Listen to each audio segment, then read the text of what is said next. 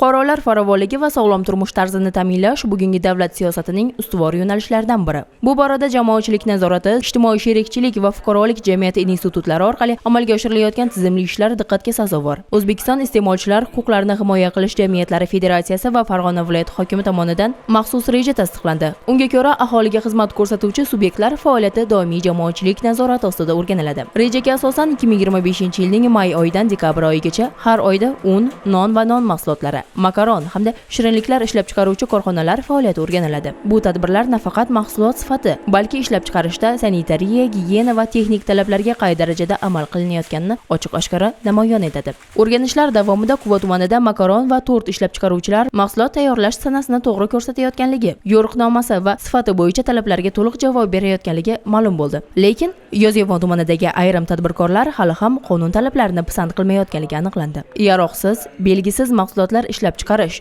toza kiyimlarsiz faoliyat va hatto o'z ishini yashirincha tegishli hujjatlarsiz olib borayotganlar ham uchradi.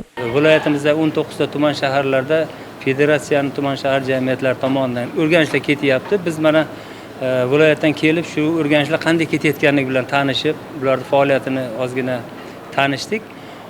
Bugungi mana ishlab chiqaruvchi ikkita mana korxonada Quva tumanida bo'lgan bo'lsak, bu yerda o'sha markirovka qilish kerakligi, ya'ni o'sha tovarni sotishga tayyorlash jarayonida uni o'sha nomi, ishlab chiqaruvchisi, kerak bo'lsa o'sha iste'molchilar uchun qo'shimcha ma'lumotlar, uni tegishli me'yoriy hujjatlar asosida ishlab chiqarilganligi, hujjatlar nomlari va ishlab chiqarilgan sanasi saqlash shartlari bo'lishi kerakligi bo'lgan talablar bajarilyapti. Bu yerda mana biz tanishdik, ko'rdik. Endi o'sha jarayonda qanaqa bir yetishmovchiliklar, xatoliklar bo'layotgan bo'lsa, maslahatlarimizni berdik. Maqsadimiz shu ishlab chiqaruvchilarimiz yana ham rivojlansin va bularning o'rtasida sog'lom raqobat bo'lsin. Halol ishlayotgan, yaxshi ishlayotgan, o'sha qonunchilik talablarini to'liq bajarayotgan tadbirkorlarga keng yo'l ochishimiz kerak. Endi haligi noto'g'ri bir o'sha qonunchilik talabini bajarmayotgan raqobat kurashida yutqizish kerak-da endi. O'shanda aholi uchun yaxshi bo'ladi. Tadbirkorlarimiz hammasi demak ertaga o'zini ustida ishlaydi.